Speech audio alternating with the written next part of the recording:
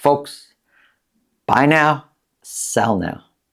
Before it's too late, I'll get into that. And then the latest home prices and insights for the city of Toronto for week ending October 23, 2024. Lately, there's been, it seems, so many announcements related to real estate, mortgage rules, interest rates, lots of government changing policies to help the industry, it would seem. And there's no shortage, especially on social media, from professions related to real estate, specifically realtors and mortgage brokers, although lots of other people commenting on social media. And they will tell you definitively exactly how the market is going to go, what's going to happen, and you as a consumer or a buyer or a seller should do this by this date because they know for sure what's going to happen with this market.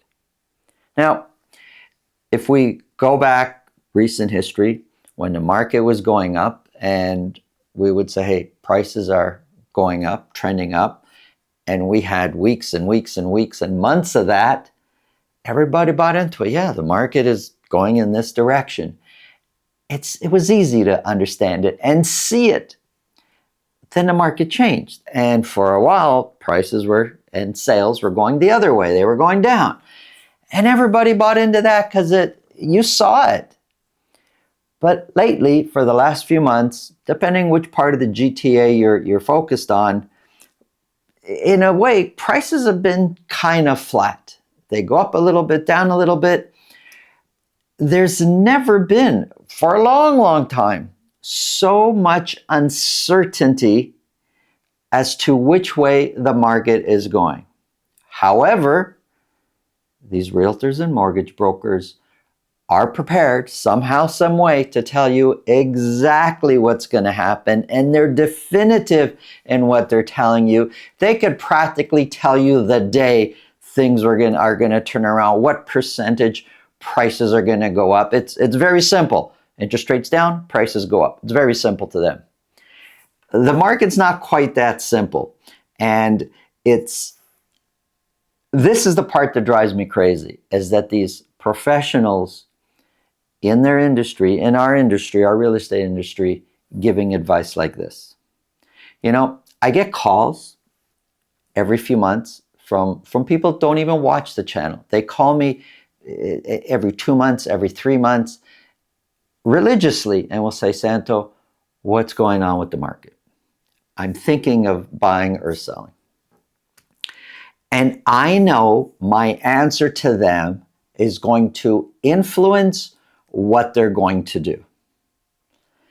And I know I'm not the only one that gets these calls.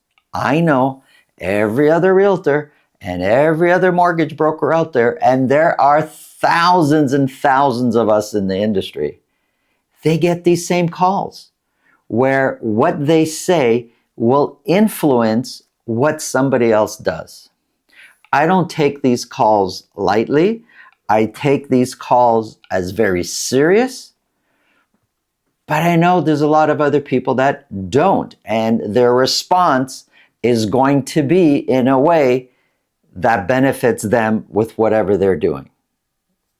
You call, I'm not even going to put a percentage on it, but you call a certain percentage of realtors and you say, should I buy now? The answer is always yes. Should I sell now? Yeah, the answer is always yes. It may not be the right answer for you though.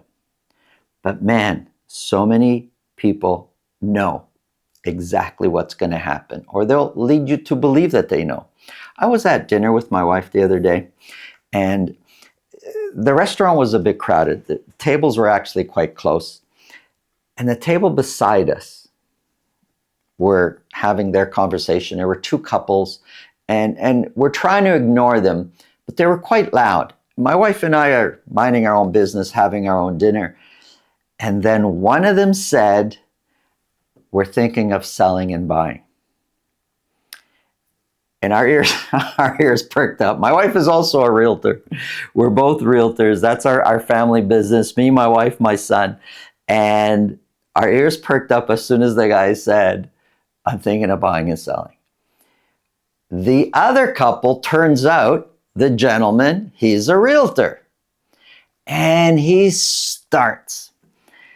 And he must have had this speech prepared. Maybe he knew, I don't know. He went on and on and on about exactly when things were going to happen. He should buy before prices are going to go up. This is the bottom now, and knew exactly that that was the case, and when they should sell, and what exactly, again, when prices were going up, and practically named the day that you got to do this before that, and and had this speech all prepared, ready to go, it seemed. And man, I'm thinking, he never once asked, why? Does it make sense for you to buy now, sell now? It was all based on everything external that, I got to say, we don't know for sure which way things are going. We just don't know. There's so many other factors other than rates are lower, mortgage rules have changed. There's so many other economic factors. But this other couple that was listening to the realtor, you can tell he was influencing. They were changing their mind as to what they were going to do based on what this guy was saying. Now, he may be right or may be wrong. My point is, there's no shortage of advice. And he was very definitive.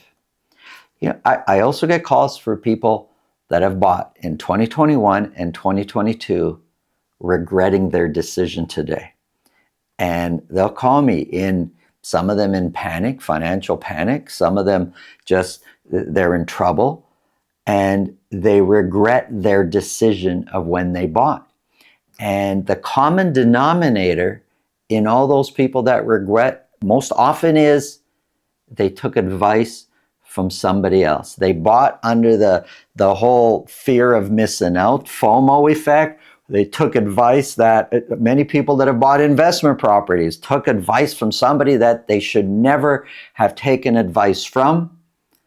I also know lots of people that bought in 2021 and 2022 are not giving their decision to buy a second thought. And we all know prices are way down from 2021 and 2022. That's peak pricing. I've showed the charts so many times on this channel.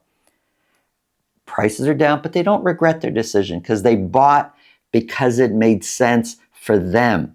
That's why they bought. They didn't buy under pressure. They didn't buy because of bad advice. It made sense for them to buy. Folks, the talks we have here, the real estate situations that I bring up, the pitfalls to avoid sometimes, the numbers that we talk about on the show, it's for general information. It's to help guide you so when the time comes for you to buy and sell, you're more informed than by not knowing this stuff. You get information to help you make smart decisions for yourself. The decision to buy or to sell should never be based because someone who knows absolutely nothing about your situation says, you should buy, you should sell, this is what's going to happen. Those decisions are very serious decisions to buy or to sell, and they should be based on your unique set of circumstances because everybody's circumstances are unique. Be careful who you take advice from. Who you take advice from matters. If you feel this video can help somebody you know, please pass it along. If you get value from what we're talking about, subscribe. And if you want to speak with me about your real estate situation, selling, buying, it's really simple. There's a link to my calendar here, another one below this video in the description. Click on that, book a time that's convenient for you, and we'll talk about whatever's on your mind. Now, let's get into the numbers.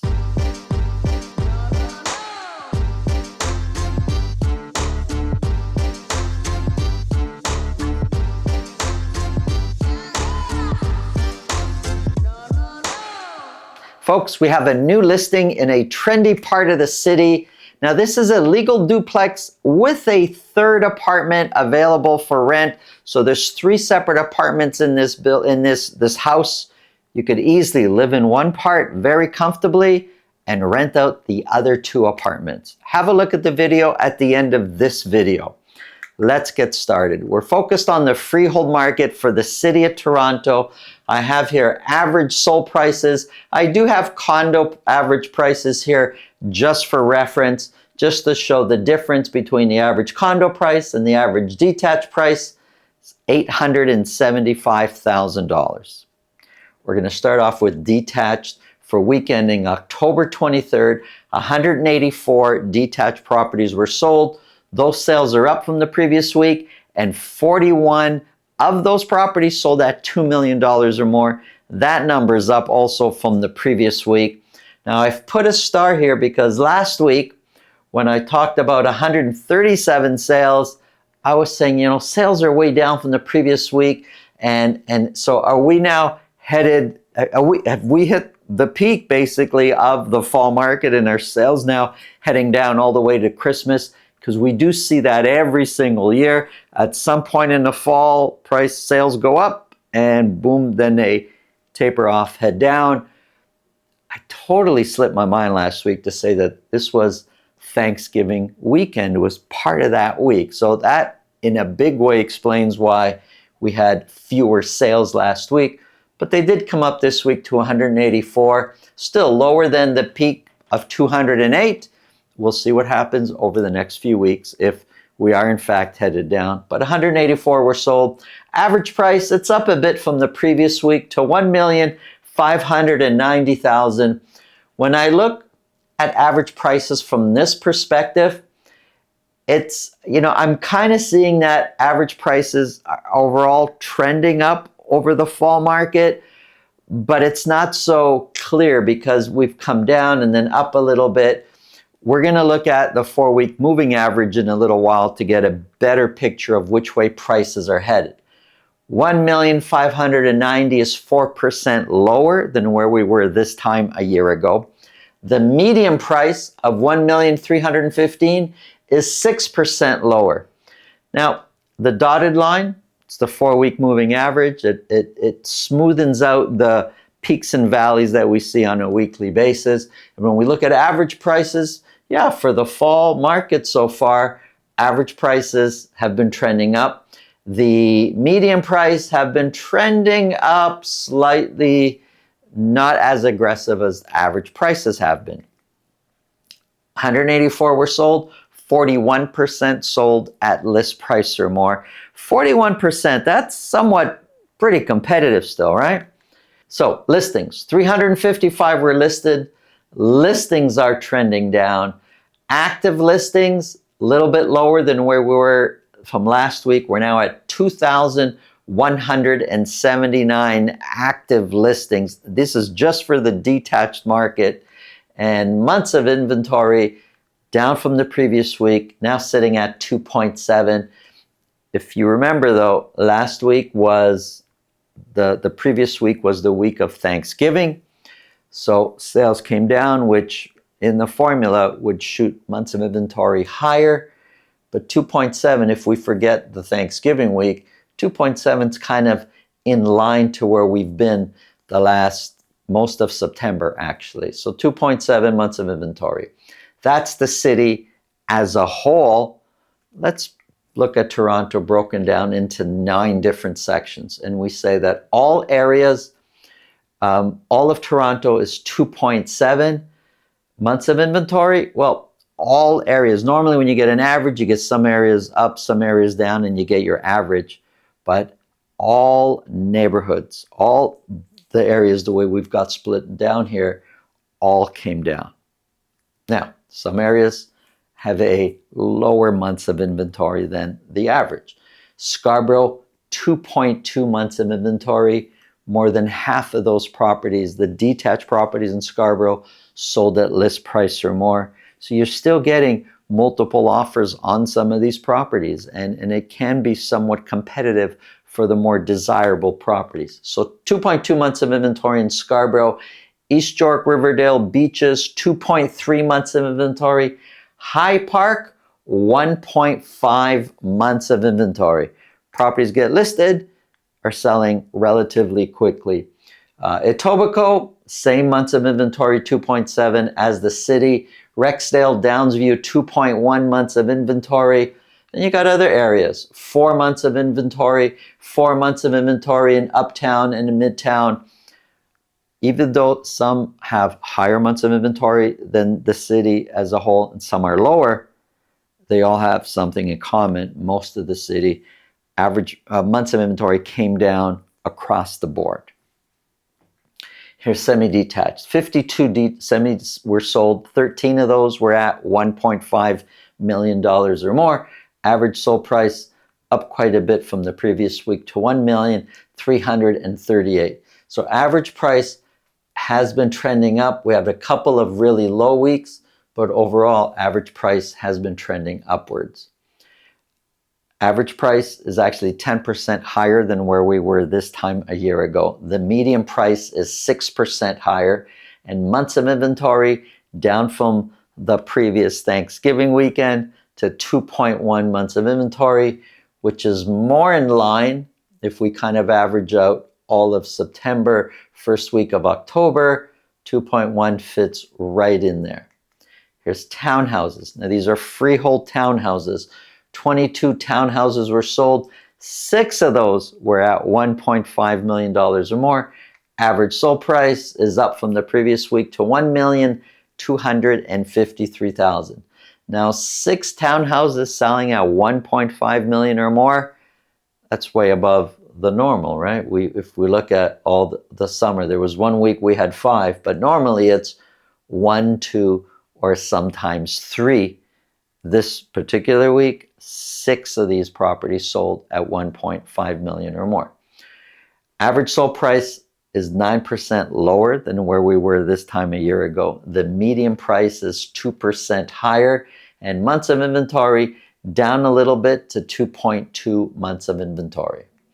Here's a summary of months of inventory for all the different home types. Detached 2.7, semis 2.1, towns 2.2. We basically say a balanced market is between 3 and 5 months of inventory. All these months of inventory are below 3 months. It is not an exact science, so you're going to experience a seller's market and a buyer's market depending on the neighborhood, the home type, the price point. You're going to experience both. So a seller's market and a balanced market. In some situations, maybe even a buyer's market. Thanks for watching. Have an awesome day. We are in a trendy part of Toronto, just steps away from St. Clair by Jane Street. This home has 3 self-contained units, 2 garages and lockers. So much to offer. Have a look.